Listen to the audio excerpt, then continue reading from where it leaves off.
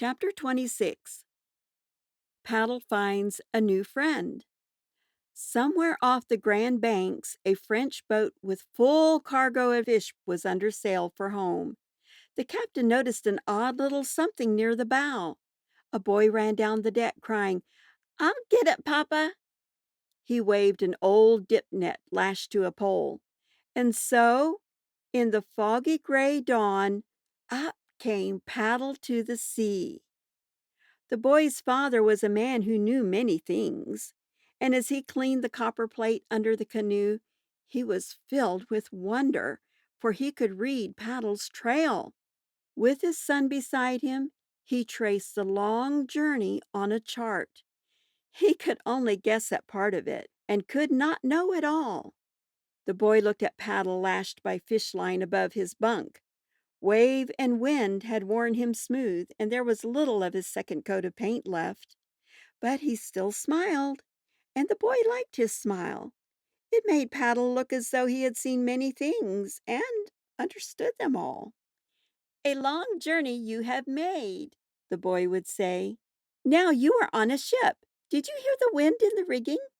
Do you feel the roll of the waves? Do you know that you are sailing across a great ocean to France? Are you not surprised?" But Paddle never showed surprise. For 4 years he had been what he was supposed to be, a paddle to the sea. And he had done what he was supposed to do, and so he showed no surprise, even at crossing the ocean.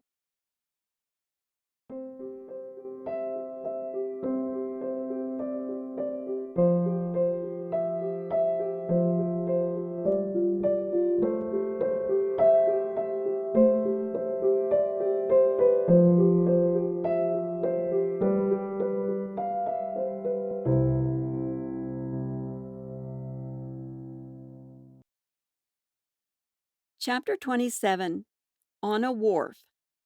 It was spring in Nipigon country north of Lake Superior. Along the swirling river, the air was sweet with the smell of pine and green growing things. 3 men stood on a wharf at a town near a sawmill. "Why doesn't that good-for-nothing guy get here?" said one, fussing with his fishing tackle. "I've made a long journey from the city to catch trout." "Oh, that guide, he comes sometime," said the second, a French-Canadian lumberjack. He went on cutting the strings from a bundle of newspapers. "But you talk about long journey. You see these papers? Just now in the mail she come from my cousin in France. By Joe, that is one real long journey. No?" And he lit his pipe, unrolling the papers on an overturned box. "Us Frenchmans, we get lonesome for mail that speaks French," he continued with a sigh. Suddenly, he stopped short. "By Joe!" he gasped. "You see that? Look at that picture." "What's the matter?" said the other, looking up. "Huh. Photograph of a toy. Little Indian in a canoe. Yeah, he's cute." "Cute? It is wonderful. Look, quick, the paper. She say, 'This little man floats from Nipigon country, down Great Lakes to St. Lawrence Gulf. French fish boat. She pick him up out of ocean and take him to my cousin's town. And by Joe, you know what?'" And the lumberjack was dancing up and down, waving the paper. "I am the one who saved him from the saws. By all the saints, I did it. Me. Years ago I put him in the river. Oh, I must tell my Henry. By Joe, you talk about long journey." The third man on the wharf was a young Indian, tall and strong. In his moccasins he moved so silently across the dock that the others did not hear him. He took one long look over the Frenchman's shoulder at the paper. "You put him back in the river and sent him on? Good. I made that one," he said softly, and turned away. The young man had stepped into his canoe before the Frenchman spoke again. "What did that Injun say just now?" he asked, laying the paper aside.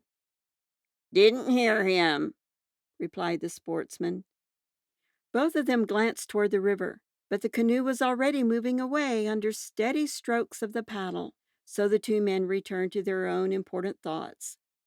In the canoe, the Indian smiled. Once, he paused in a stroke and rested his blade. For that instant, he looked like his own paddle. There was a song in his heart. It crept to his lips, but only the water and the wind could hear. "You little traveler, you made the journey, the long journey. You now know the things I have yet to know. You, little traveler, you were given a name, a true name in my Father's lodge. Good medicine, little traveler. You are truly a paddle person, a paddle to the sea." The end.